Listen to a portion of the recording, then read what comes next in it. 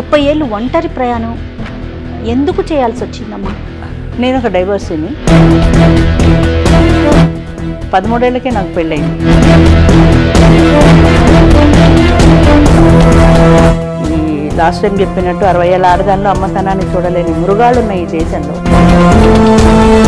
30 ఏళ్ళకి ఒక ఆడది బయటకు వచ్చిందంటే ఎవరు ఊరుకుంటారు? ప్రతి వాళ్ళు ట్రై చేస్తారు.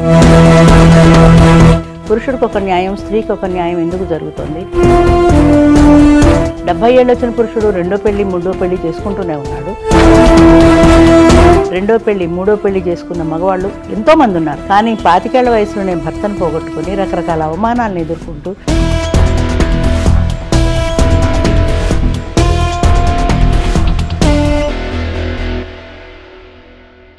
ఉన్న బంగారాన్ని విడిపించి ఆ రోజు ఆన్లైన్ రేటుకే మేము కొంటాం. Sharma gold company.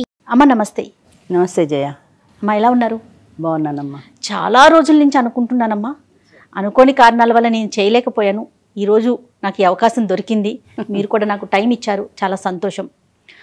నేను ముందుగానే చెప్పినట్లుగా తోడు అది పిల్లల దగ్గర నుంచి పెద్దవారికి కూడా ఖచ్చితంగా అవసరమైన విషయం కదమ్మా.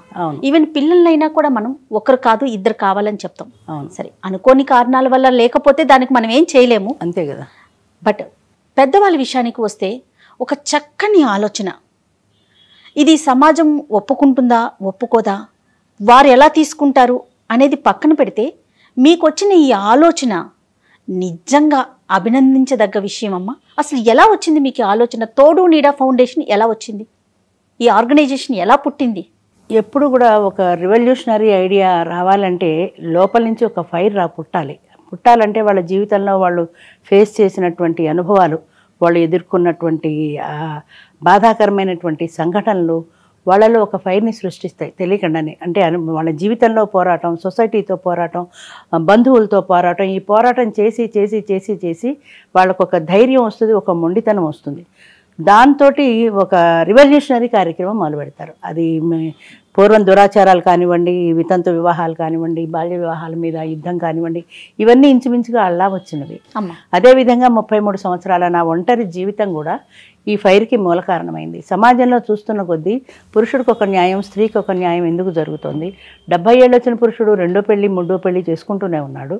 30-40 ఏళ్ళు వచ్చిన 25 ఏళ్ళు వచ్చినా అది బాల వితంతువుగా అలాగే మిగిలిపోతుంది.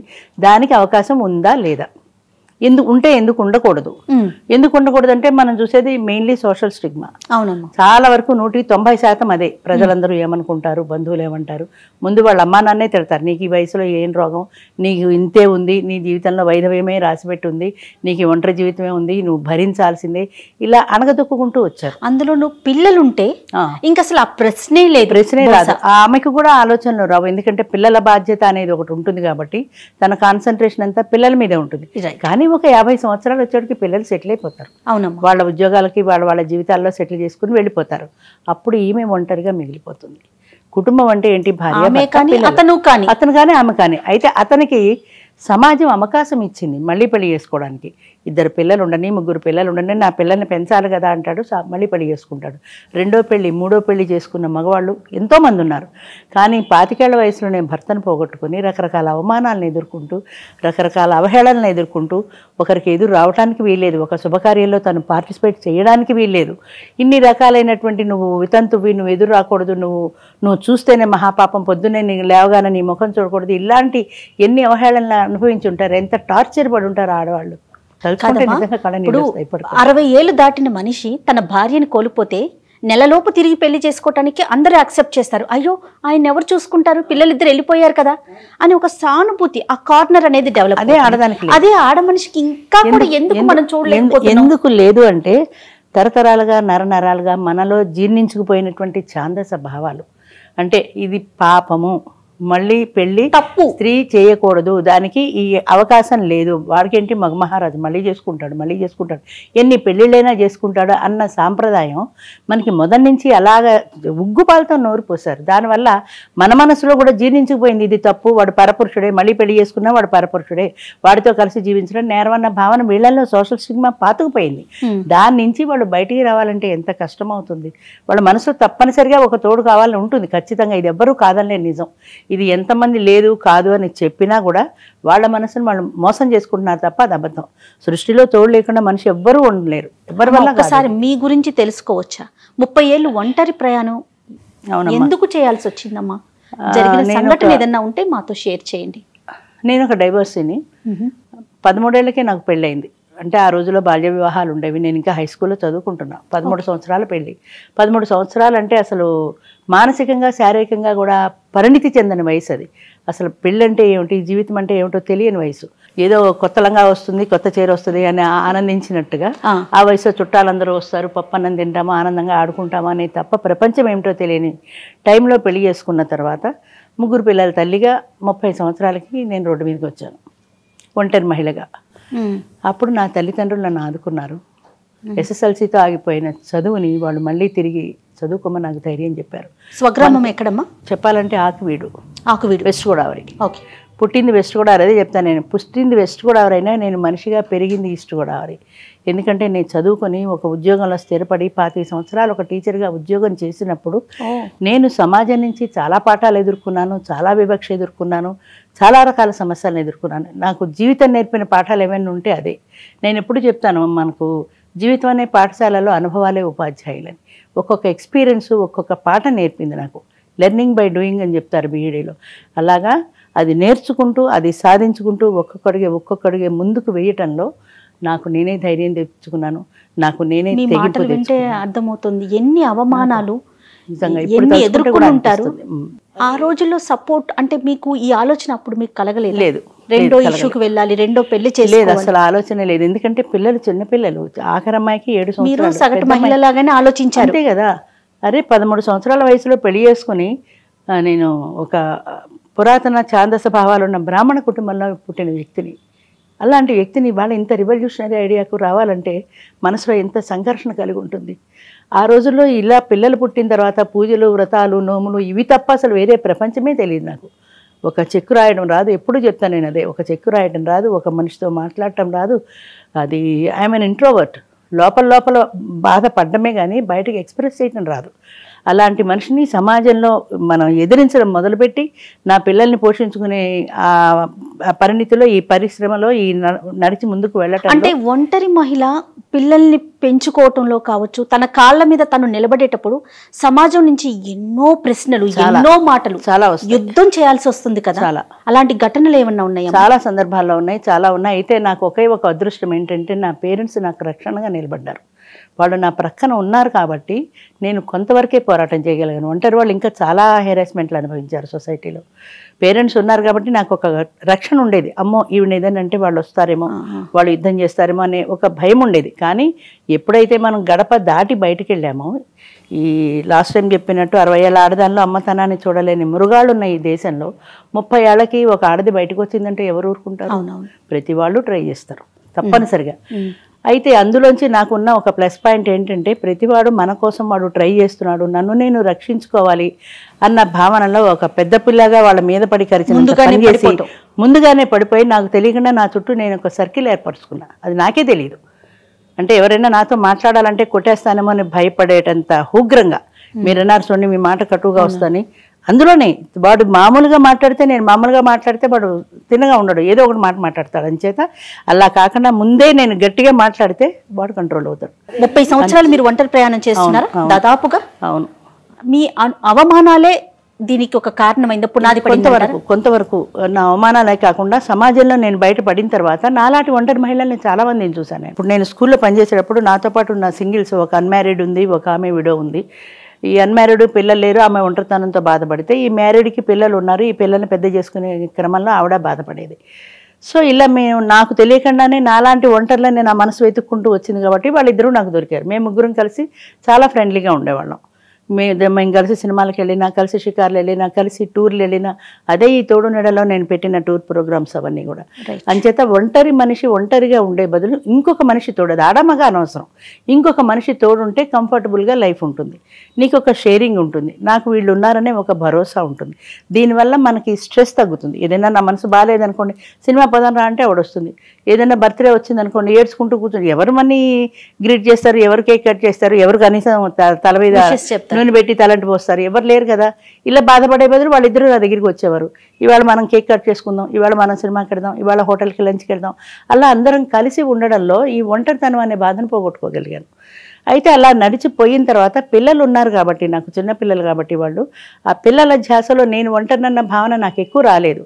ఎప్పుడైతే నాకు ఒక 40 సంవత్సరాలు వచ్చే టైంకి అదృష్టం ఏంటంటే చిన్నప్పుడు మ్యారేజ్ కాబట్టి 20 ఏళ్ళకి 3 పిల్లలు పుట్టారు, 40 ఏళ్ళకి పిల్లలు అందరూ సెటిల్ అయిపోయారు. కొడుకులు ఉద్యోగాలకు వెళ్ళిపోయారు, అమ్మాయి పెళ్ళి అయిపోయి వెళ్ళిపోయి 2 అబ్బాయిలు 1 అమ్మాయి. 2 అబ్బాయిలు 1 అమ్మాయి. అప్పుడు కూడా నాకు ఒంటరితనం పెద్దగా తెలియలేదు. ఎందుకంటే నేను పొద్దు నుంచి సాయంత్రం దాకా ఉద్యోగంలో ఉన్నాను. ఆ సాయంత్రం తర్వాత టీచర్స్ యూనియన్లో ఉండేదాన్ని.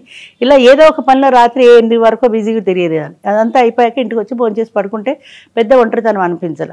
ఆఫ్టర్ రిటైర్మెంట్ ఎప్పుడైతే పిల్లలందరూ వెళ్ళిపోయారు, నేను ఒంటరిగా మిగిలిపోయాను. చేయడానికి వేరే యాక్టివిటీ ఏం లేదు, ఉద్యోగం లేదు కదా. ఎంతసేపు ఖాళీకి కూర్చుంటాం, ఎంతసేపు పక్క వాళ్ళతో కబుర్లు చెప్తాం, ఎంతసేపు ఎన్నిసార్లు సినిమాకి వెళ్తాం. అప్పుడు ఒంటరితనం అనేది నాకు తెలిసింది మొదటిసారిగా. ఎప్పుడైతే జీవితంలో అన్నీ అయిపోయి సెటిల్ అయిపోయి ప్రశాంతంగా మిగిలానో నేను ఒంటరిని అన్న భావన అప్పుడు వచ్చింది. ఎంత పిల్లలున్నా, పోనీ మీ తల్లిదండ్రులున్నా, మీ బంధువులున్నా కూడా మనం ఒంటరి అంటే మన పార్ట్నర్ లేకపోతే ఆ భావన కలుగుతుంది కదా. తప్పనిసరిగా అనిపిస్తుంది. అయితే దాన్ని మర్చిపోవడానికి కొన్ని అంశాలు ఉంటాయి. అంటే ఇప్పుడు ఉద్యోగంలో ఉన్నప్పుడు స్టూడెంట్స్ ఉంటారు, ఇంటికి వచ్చిన తర్వాత ఏదో బీఈడీ అసోసియేషన్ ఉంది, దాంట్లో యాక్టివిటీ. ఇవి ఇంటికి వచ్చిన తర్వాత నా ఒంటరితనంతో పాటుగా మిగతా అంశాలు గుర్తొస్తాయి. రేపు పిల్లలకి ఏం పాఠం చెప్పాలి, ఈ పేపర్లు దిద్దాలి, రేపు యూనియన్లో రేపు స్ట్రైక్ ఉంది, ఏం చేయాలి, ఇలాంటివన్నీ వస్తాయి. కాబట్టి కొంతవరకు తాత్కాలికంగా అయినా దీన్ని మర్చిపోగలుగుతాం. అంటే మీరు ఒక యాక్టివిటీలో ఉన్నారు కాబట్టి లేని వాళ్ళ పరిస్థితి అదే, వాళ్ళదే భయంకరమైన ఒంటరితనం అంటున్నా. అప్పుడు స్టార్ట్ ఆ రోజు కాదు, ఈ రోజు కూడా నాకు ఒక్కదాన్ని ఖాళీగా ఉంటే తోచదు. ఒక సండే వచ్చిందంటే ఇవాళ ఏం చేయాలని ఆలోచిస్తా. 2 గంటలు ఖాళీ కూర్చుంటే నా మైండ్ పిచ్చెక్కినట్టు అయిపోతుంది. ఇప్పుడు తోడు నీడ ఫౌండేషన్ స్టార్ట్ చేసి ఎన్ని సంవత్సరాలు? 2010 సంవత్సరంలో స్టార్ట్ చేశాను, నా రిటైర్మెంట్ తర్వాత. అవును, అప్పుడు వచ్చిన ఆలోచన. అప్పుడు కూడా రిటైర్ అయిన తర్వాత ఖాళీగా ఉండడం ఇష్టం లేదు నాకు. మామూలుగా ఏవో చిన్న సోషల్ సర్వీస్ యాక్టివిటీస్ చేసుకుంటూ వెళ్ళేదాన్ని. సర్వీస్లో కూడా పిల్లలు ఉండేవారు, పేదవాళ్ళు ఉంటారు, ఫీజులు కట్టలేరు, వాళ్ళకి ఫీజులు కట్టడము, వాళ్ళకి యూనిఫామ్స్ కుట్టించుకోలేక టీచర్లు కొడుతూ ఉండేవాళ్ళు యూనిఫామ్ వేసుకురాకపోతే, అలాంటి వాళ్ళకి యూనిఫామ్ కుట్టించడము. తర్వాత ఫ్లడ్స్ ఎక్కువ, రాజమండ్రిలో వర్క్ చేశాను, గోదావరి ఉంది కదా, ఫ్లడ్స్ ఎక్కువ. ఆ ఫ్లడ్స్ టైంలో వాళ్ళకి సహాయం చేయడం, ఇలాంటి చిన్న పనులు చేసుకుంటూ నాకు తెలియకుండానే సోషల్ సర్వీస్ యాక్టివిటీస్ పట్ల కొంత మక్కువ ఏర్పడింది. అవి చేసినప్పుడు నాకు తెలియకుండానే ఒక రకమైన సంతృప్తి కలిగేది, ఒక ఆనందం కలిగేది. ఆ 10 మందికి లేని వాళ్ళకి ఒకసారి ఎక్కడ ఫైర్ యాక్సిడెంట్ అయింది, వాళ్ళు కట్టుబట్టలతో బయటపడిపోయారు. వాళ్ళకి ఏదో పాత చీరలు మా ఫ్రెండ్స్ దగ్గర 4-5 దగ్గర కలెక్ట్ చేసి బ్యాగుల్లో పెట్టుకుని 2 వీలర్ మీద వెళ్ళి 2 వీలర్ మీద తిరిగేదాన్ని బాగా. వాళ్ళకి ఇచ్చేసినప్పుడు వాళ్ళ ముఖాల్లో కనిపించిన సంతోషం నాకు తెలియకుండా ఒక సంతృప్తినిచ్చింది.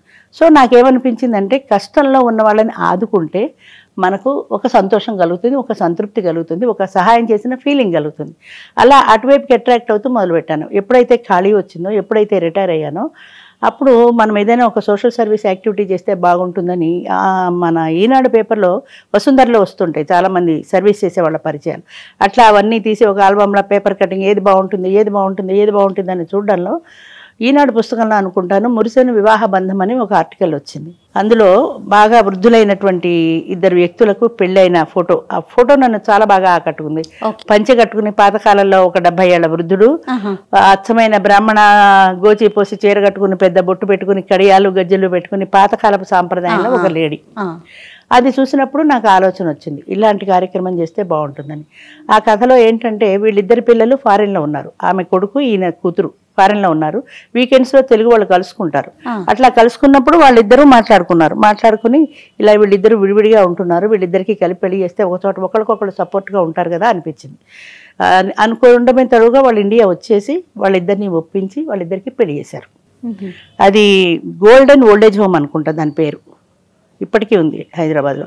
ఆ గోల్డెన్ ఓల్డేజ్ హోమ్లో వాళ్ళు ఉంటున్నారు, వీళ్ళు పెళ్లి చేశారు. ఆ ఆర్టికల్ చదివినప్పుడు నాకు అనిపించింది, రియల్ ఆర్టికల్ అది. ఈనాడు వసుంధర బుక్ ఆదివారం సండే బుక్ వస్తుంది, సండే అందులో చదివాను అది, అందులో ఆర్టికల్ అది. అది చూసిన తర్వాత నేను చేయాలి అనుకున్న కార్యక్రమానికి ఇది అని నా మైండ్ నాకు చెప్పింది. అంత క్రితం ఇవో చిన్న చేసినా నాకు అంత పెద్ద సాటిస్ఫాక్షన్ రాలా. ఇది చూసినప్పుడు ఇలా చేస్తే బాగుంటుంది అనిపించింది. సరే ఇలా చేయాలి కదా, నేను ఉన్నది రాజమండ్రిలో కాబట్టి రాజమండ్రిలో ట్రై చేశాను, అదేం నడవాలి, ఎందుకంటే చిన్న ఊరు కదా. చేత ఈలోగా మా అబ్బాయి ఇక్కడ కొండాపూర్లో ఉండేవాడు, 2వ అబ్బాయి ఇంజనీర్ వాడు. వాళ్ళ ఇంట్లో ఉండడానికి కొద్ది రోజులు అక్కడికి వచ్చాను. ఇక్కడికి వచ్చినప్పుడు ఇక్కడ సీనియర్ సిటిజన్ అసోసియేషన్స్ ఉన్నాయి, చాలా ఏరియాల్లో ఉన్నాయి, కొండాపూర్లో కూడా ఉంది. అలా సీనియర్ సిటిజన్ అసోసియేషన్లో చేరాను. నాకు బాగా మైండ్లో పట్టుకుంది ఇలాంటి కార్యక్రమం ఒకటి చేస్తే బాగుంటుంది అని. పట్టుకుని సపోర్ట్ ఏమీ లేదు కదా, సపోర్ట్ పిల్లలతో discuss మ్యాన్ పవర్ లేదు, మనీ పవర్ లేదు. వాడు ఫస్ట్ చెప్పారు నువ్వు ఏమైనా చేసుకో, నువ్వు హ్యాపీగా ఉండడం మాకు కావాలి. మా పెద్దబాయ్ ఏం చెప్పాడంటే నువ్వు రోజు టిఫిన్ డబ్బా సర్దేసుకో, మాతో పాటు నువ్వు కూడా బయటకు వెళ్ళిపో, నువ్వు సినిమాకి వెళ్తావో షికార్కి వెళ్తావో చెట్టు కింద కూర్చుంటావో నీ ఇష్టం, సాయంత్రం దాకా గడిపే, సాయంత్రం ఇంటికి రా, అందరం కూర్చుంటాం కబుర్లు చెప్పుకుంటాం. ఇప్పుడు 2010లో స్టార్ట్ చేశారు. అవును. ఇప్పటికీ కూడా మనం 10 సంవత్సరాల పైన 12 ఏళ్ళు అయిపోయింది. 12 సంవత్సరాలు అయింది. అవును. ఇప్పటికీ కూడా రెండో పెళ్లి అంటే అవును. అమ్మో రెండో పెళ్లి చేసుకుందా ఆవిడ అనే పరిస్థితి ఈ రోజుకు ఇప్పటికీ ఉంది. మరి 10 సంవత్సరాల క్రితం అసలు ఎంత ఘోరంగా ఉండేది. అవును, చాలా అసలు ముందుకు వచ్చారా ఎవరైనా ఇట్లా చేసుకోవటానికి? అది చెప్పాలంటే కేవలం 5 వచ్చారమ్మా ఆడవాళ్ళు. నాకు అప్లికేషన్ ఇచ్చిన వాళ్ళు 5. అప్పుడు నాకే భయం వేసింది. మగవాళ్ళు 25-30 అప్లికేషన్లు వచ్చేసాయి, ఆడవాళ్ళు 5 వస్తాయి. ఈ 5తో నేను మీటింగ్ ఎలా చేస్తాను, వాళ్ళు కొడతారేమో, మగాళ్ళు 5 ఆడవాళ్ళని పెట్టి ఏం కార్యక్రమం చేద్దాం అనుకున్నాను, కొడతారేమో అని భయం వేసింది. అయితే దీనికి ముందు నేను ఏం చేశానంటే నేను ఏదైతే చెయ్యాలి అనుకున్నానో దాన్ని పబ్లిక్కి తెలియజేయాలి కాబట్టి ఒక పబ్లిక్ మీటింగ్ పెట్టాను, ప్రెస్ మీట్ పెట్టాను. ప్రెస్ మీట్ పెట్టి ప్రెస్ మీట్ ద్వారా ఇది తెలియజేద్దామంటే 10 మంది వచ్చారు, పేపర్ వాళ్ళు, మీడియా వాళ్ళు. ఎక్కువ మంది రాలా, ఎందుకంటే ఇది అంత పెద్ద ఇంపార్టెంట్ అనిపించలే. కానీ ఇది చెప్పడం మొదలు పెట్టిన తర్వాత మధ్యాహ్నం 2 గంటలకి టోటల్ మీడియా అంతా వచ్చేసింది. అన్ని రకాల ఛానల్ వాళ్ళు వచ్చేసారు, అన్ని పేపర్ల వాళ్ళు వచ్చేసారు. ఎందుకంటే కాన్సెప్ట్లో కొత్తతనంగా అనిపించింది. నేను లివ్ ఇన్ రిలేషన్ అనేది ఒక కొత్తగా ప్రవేశపెట్టాను స్టార్టింగ్లోనే. లివ్ ఇన్ రిలేషన్ అంటే పెళ్లి కాకుండానే ఇద్దరు కలిసి జీవించవచ్చు, భార్యాభర్తలాగా. అది మన చట్ట ప్రకారం కూడా చట్టబద్ధమైంది, చట్ట వ్యతిరేకమైంది కాదు, ఇల్లీగల్ కాంటాక్ట్ కాదు. మెయిన్ రూల్ 50 సంవత్సరాలు దాటుండాలి, అంతే కదా కంపల్సరీగా, ఆడ మనిషికైనా మగ మనిషికైనా. అంతే. 49 కూడా లేదు, 50 కంప్లీట్ అవ్వాలి. ఆ ఉద్దేశం కూడా ఏంటంటే 40 దాకా మ్యాట్రిమోనియల్సే ఉన్నాయి, చాలా మందికి మ్యాట్రిమోనియల్స్ ఉన్నాయి. 50 ఏళ్ళు దాటిన ఆడది బయటికి రావడానికి తనకి భయం ఒకటి, దానికి అవకాశం లేదు. ఎక్కడికి వెళ్ళి పెళ్లి చేసుకుంటా, నాకు సూటబుల్ భర్త కావాలని ఎక్కడ వెతుక్కుంటుంది? వీళ్ళకి ఒక ప్లాట్ఫామ్ క్రియేట్ చేస్తే అక్కడికి వస్తారు, వెతుక్కుంటారు, వాళ్ళకి కావాల్సిన మనిషిని వాళ్ళు చూస్ చేసుకుంటారు. ఎట్లా మెయిన్ రూల్స్ అండ్ రెగ్యులేషన్స్ అంటే రూల్స్ ఏంటంటే 50 ఇయర్స్ కంప్లీట్ అవ్వాలి. 50 సంవత్సరాలు నిండిన వాళ్ళకి మాత్రమే అవకాశం. 49 కూడా తీసుకోం, 50 అంటే 50. తర్వాత ఆమె సింగిల్ అయి ఉండాలి, అంటే భర్తను పోగొట్టుకొని లేదా విడాకుల ద్వారా విడిపోయిన ఒంటరి ఆడదై ఉండాలి. ఎందుకంటే లీగల్గా యాక్సెప్టెడ్ కాదు, ఒక భర్తను ఇంకోళ్ళని పెళ్లి చేసుకోకూడదు, విడాకులు రాకుండా ఇంకోళ్ళని పెళ్లి చేసుకోకూడదు. అంచేత లీగల్ డాక్యుమెంట్ ఉండాలి, చట్టపరంగా విడిపోయినట్టు. కొంతమంది మేము రాసేసుకున్నాం, స్టాంప్ పేపర్ మీద రాసేసుకున్నాం, మా పెద్దల ముందు రాసేసుకున్నాం అంటారు, అది చెల్లదు. ఒక ఐడి ప్రూఫ్ కావాలి, ఒక పాస్పోర్ట్ ఫోటో, ఒక ID proof, death or divorce certificate, ఈ 3 కంపల్సరీగా ఉండాలి. ఈ విషయంలో ఎట్టి పరిస్థితుల్లో కాంప్రమైజ్ కాము. రిసెప్షన్లో ఈ 3 చూసుకుని ఇవి కంప్లీట్ అయితేనే ఆమెకు మెంబర్షిప్ ఇస్తారు, లోకల్ పంపిస్తారు. ఏ ఒక్కటి లేకపోయినా వెనక్కి పంపించేస్తాం. వాళ్ళని గ్యాదర్ చేస్తారు. It is a platform for the people who are living alone above 50 years of age. ఒక దాన్ని ఏమంటారంటే ఒక స్వయంవర వేదిక అనుకోండి, ఇది స్వయంవర వేదిక. అందరు వస్తారు, దండ తీసుకుని రాజకుమార్ వెళ్ళినట్టుగా వీళ్ళు ప్రతి ఒక్కళ్ళు స్టేజ్ మీదకి వచ్చి పరిచయం చేసుకుంటారు. వాళ్ళ ఊరు, పేరు, క్యాస్ట్, వయసు, వాళ్ళ రిక్వైర్మెంట్ ఏంటి, అంటే వాళ్ళకి ఎంప్లాయీ కావాలా, హౌస్ వైఫ్ కావాలా, గ్రాడ్యుయేట్ కావాలా, ఎడ్యుకేటెడ్ కావాలా అనే వాళ్ళ రిక్వైర్మెంట్. లాస్ట్ వీళ్ళకి కానీ వాళ్ళకి కానీ ఎవరైనా అంతే, ఆడ మగ ప్రతి ఒక్కరు స్టేజ్ మీదకి రావాల్సిందే. చాలా మంది రావంటారు, మాకు సిగ్గు అంటారు. పెళ్లి చేసుకోవడానికి రావడానికే సిగ్గుపడితే రేపు పెళ్లి చేసుకుని సొసైటీలో ఎలా బ్రతుకుతావు? తర్వాత నువ్వు వస్తే కదా నీకుంటో గుడ్డో చెముడో ఏమిటో తెలియాలి కదా మిగతా మనుషులకు. అందుకని ప్రతి ఒక్కళ్ళు ముందు ధైర్యంగా రండి, మీ రిక్వైర్మెంట్ ఏంటో ధైర్యంగా చెప్పండి. ఇంతమంది ఆడవాళ్ళు ఉన్నారు, ఇంతమంది మగవాళ్ళు ఉన్నారు, ప్రతి ఒక్కళ్ళకి పేపర్ ఇస్తాం. అందులో చెప్పిన వాళ్ళలో మీకు ఎవరైనా నచ్చితే వాళ్ళ పేరు నోట్ చేసుకోండి. ఈ 10-12 సంవత్సరాల్లో మీరు చూసిన మార్పు ఏమన్నా ఉందమ్మా? చాలా మార్పు ఉందమ్మా. మొట్టమొదటి చెప్పాను కదా, 5గురితో ప్రారంభించిన కార్యక్రమం మొదలైన భయపడ్డాను. అది ఆ తర్వాత మీటింగ్ స్టార్ట్ అయ్యేప్పటికి 20 మంది ఆడవాళ్ళు వచ్చారు, 70 మంది మొత్తం టోటల్ 70 మంది వచ్చారు. అందులో 50 మంది మగవాళ్ళు, 20 మంది ఆడవాళ్ళు, అంటే 40% దాకా వచ్చారు. పర్వాలేదు, ఇక నేను ధైర్యంగా ఈ కార్యక్రమానికి ముందుకు వెళ్ళొచ్చు అనుకున్నాను. అలాగే ఈ 10-12 సంవత్సరాల్లో లేడీస్ బాగా పెరిగారు. దాదాపుగా తోడు నీడ ద్వారా ఎంతమంది ఒకటయ్యారు చెప్పాలంటే నేను సంఖ్య చెప్పలేనమ్మా. 500 దాటి 5 సంవత్సరాలు అయింది. ఆ తర్వాత నేను లెక్క పెట్టడం మానేశాను, ఎందుకంటే మ్యారేజెస్ అవుతున్నాయి. అవి అప్పట్లో స్టార్టింగ్లో మీటింగ్ మొదలు పెట్టగానే 1-2 అదే రోజున అయిపోయేవి. పొద్దున్న మీటింగ్ మొదలు పెడితే సాయంత్రానికి మినిమం 2 అయ్యేవి. ఇప్పుడు కొంచెం స్లోగా అవుతున్నాయి. అంటే జనం కూడా మీరారు, తొందరపడి పెళ్లి చేసుకునే బదులు వాళ్ళతో మాట్లాడుకుని కొన్ని రోజులు పరిచయం చేసుకుని వాళ్ళకి మనకి సూట్ అవుతుందా లేదా చూసుకుని ఇన్ని చేసుకున్న తర్వాత ఒక నెలకో ఒక 15 రోజులకో వాళ్ళు సెటిల్ అవుతున్నారు. ఇప్పుడు పెళ్లి అనే కాన్సెప్ట్ తోనే ఒకటవుతున్నారా, లేకుంటే లివింగ్ టుగెదర్ అనే లివింగ్ దీంట్లో టుగెదర్ కూడా కూడా ఉంటున్నారా? ఉన్నారు, లివింగ్ టుగెదర్ కూడా ఉన్నారు. ఎందుకంటే తన కుటుంబం తనకుంటుంది, అవును. అతని ఎవరి కుటుంబం కుటుంబాలు అతనికి వాళ్ళకు ఉంటుంది ఉంటాయి. కదా. అసలు స్టార్టింగ్ లో చెప్పాలంటే 70% లివింగ్ రిలేషన్, 30% పెళ్లిళ్ళు. నేనే ఆశ్చర్యపోయాను, నాకంటే ఫాస్ట్ ఉన్నారు వీళ్ళు. ఎట్లా వస్తున్నారు లివింగ్ రిలేషన్కి? ఆడవాళ్ళకి అంత తేలిగ్గా లివింగ్ రిలేషన్కి రావడం అంటే అంత తేలికైన విషయం కాదు అని నేను అడిగాను కూడా. మీకు పెళ్లిలో ఒక భరోసా ఉంది, ఒక గ్యారంటీ ఉంది, ఇందులో ఏమీ లేదు. కోర్టు కేసు వేయడానికి లేదు, డైవర్స్ లేవు, మెయింటెనెన్స్ లేదు, నథింగ్. ఇద్దరు ఫ్రెండ్స్లా కలిసి ఉంటారు ఉండగలిగిన నాళ్ళు. వద్దనుకుంటే అంతే ఫ్రెండ్లీగా విడిపోతారు.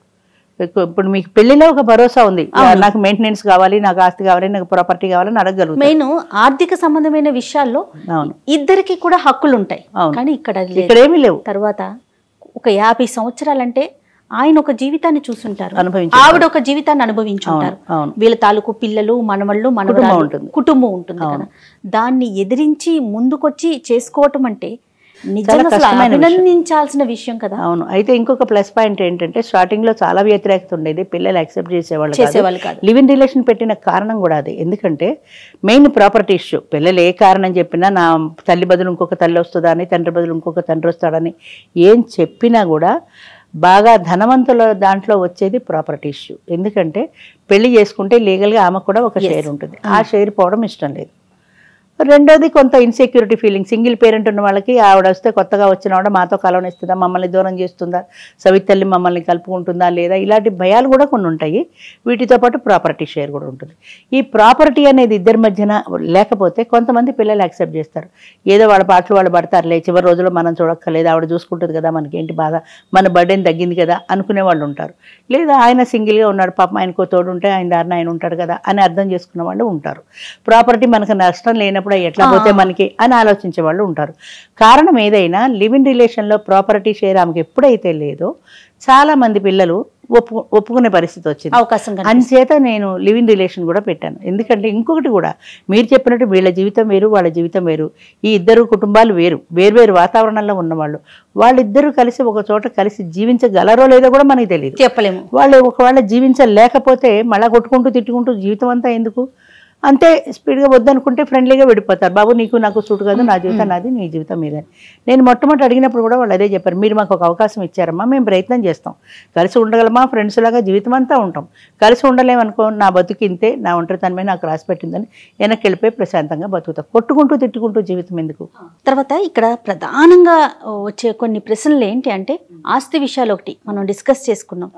తర్వాత కుటుంబ సభ్యుల నుంచి వ్యతిరేకత ఒకటి, ముఖ్యంగా పిల్లలు ఉన్నారంటే, ఆడ మనిషికి కనుక పిల్లలు ఉన్నారంటే యాక్సెప్టెన్సీ అనేది చాలా తక్కువగా ఉంటుంది. ఈ వయసులో మా అమ్మకు అవసరమా, చాలా అది నెగిటివ్ థాట్ లోకి వెళ్ళిపోతుంది. అవును. ఇంకొక ప్రశ్న ఏంటంటే, శారీరకంగా వీళ్ళు ఎలాంటి ఆనందాన్ని అనుభవించలేరు, ఇలాంటప్పుడు అసలు వీళ్ళకి పెళ్ళెందుకు అంటే ఆ కోణం వైపుకే ఆలోచిస్తారు తప్ప, రేపటి రోజున అమ్మకి ఒక తోడు అవసరం, ఏదైనా మంచి చెడు మాట్లాడుకోవాలన్న దేనికైనా మన జీవితాలు మనవి కదా అనే ఆలోచన ఏమన్నా పెరిగిందంటారా అప్పటికి ఇప్పటికి? చాలా మంచి ప్రశ్న వేశారమ్మా.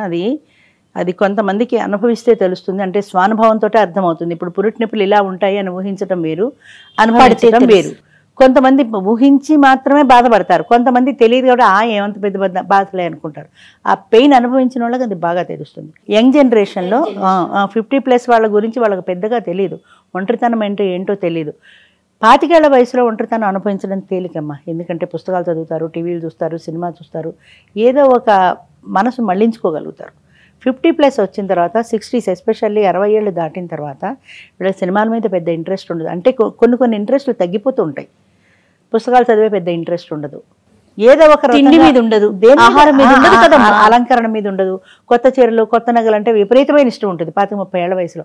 50-60 ఏళ్ల వయసు, 70 ఏళ్ళ వయసు ఇంకా కొత్త చీర కట్టుకోవాలి, కొత్త నగలు వేసుకోవాలి, తగ్గిపోతాయి.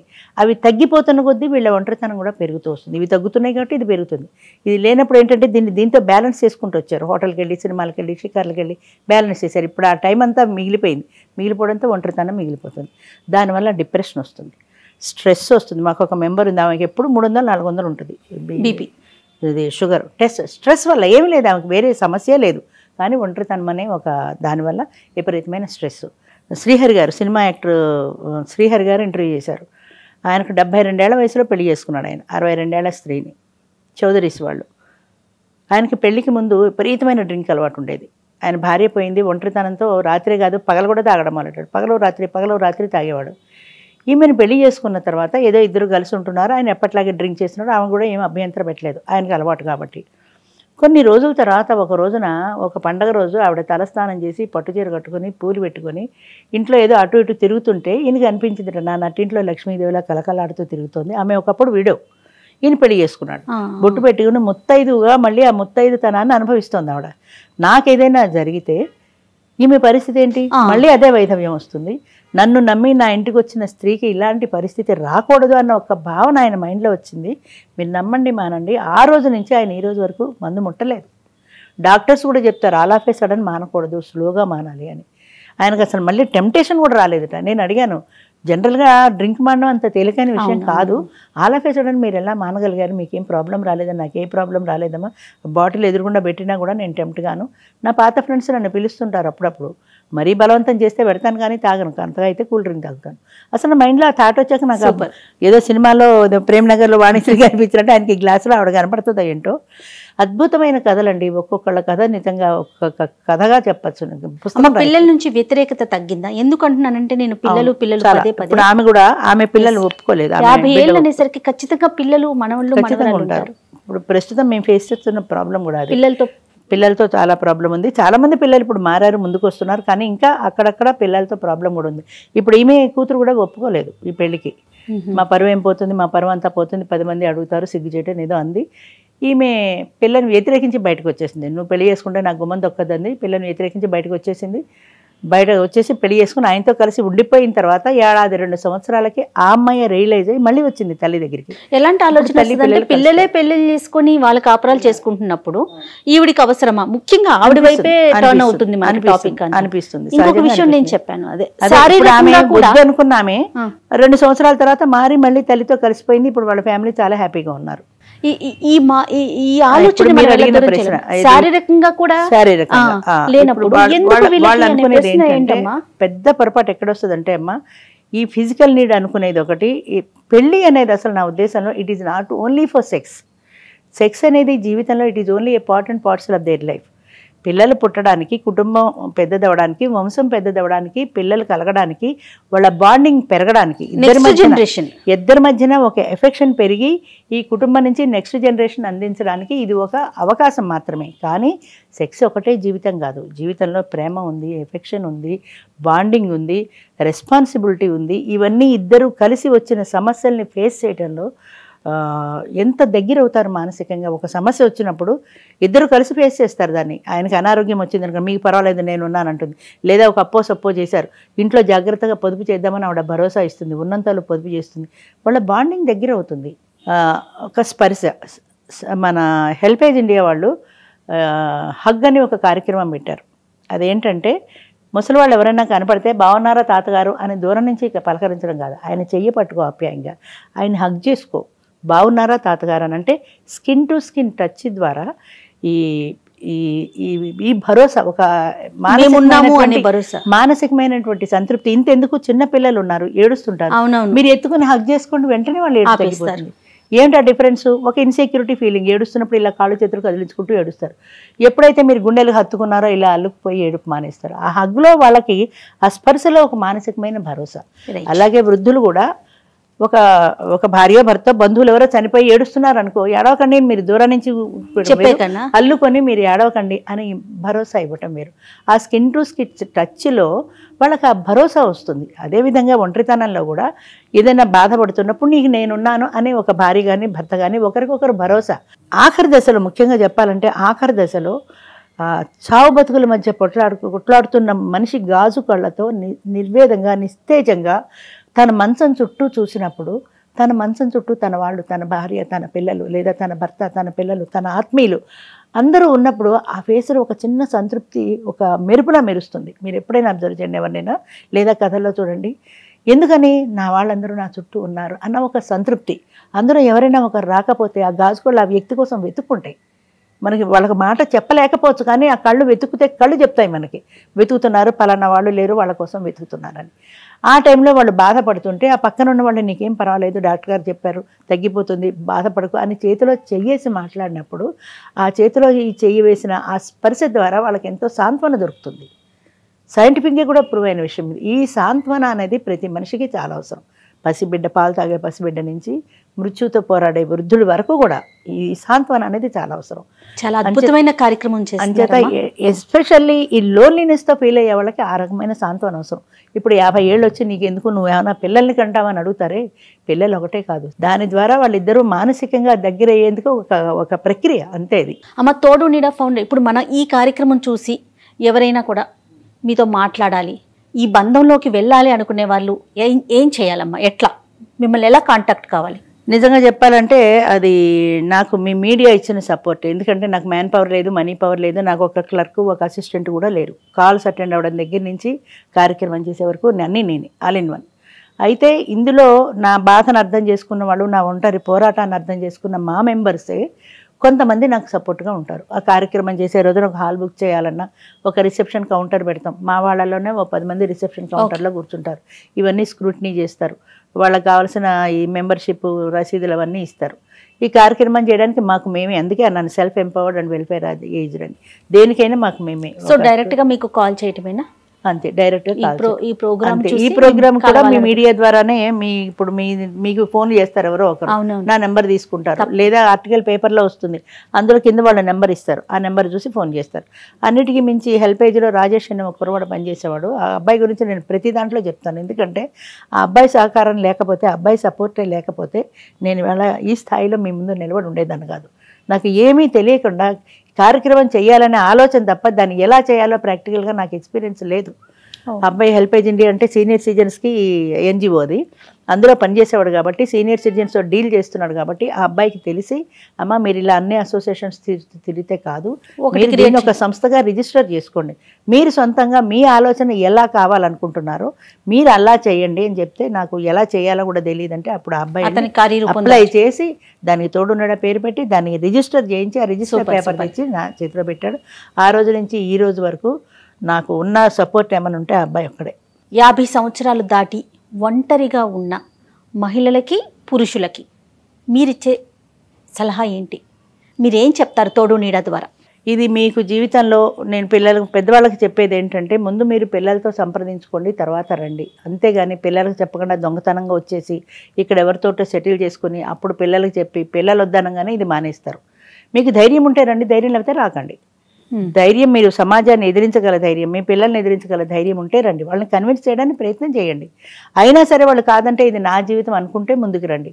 మా పిల్లలు ఒప్పుకోరండి అన్నప్పుడు రావద్దు. ఎందుకంటే రావడం, ఒక ఆమెతో మాట్లాడడం, ఆమె కొద్దిగా ఎమోషనల్గా అటాచ్ అవ్వడం, తర్వాత మీరు పెళ్లి చేసుకోకపోవడం, అమ్మ బాధపడడం, ఇవన్నీ అనవసరం.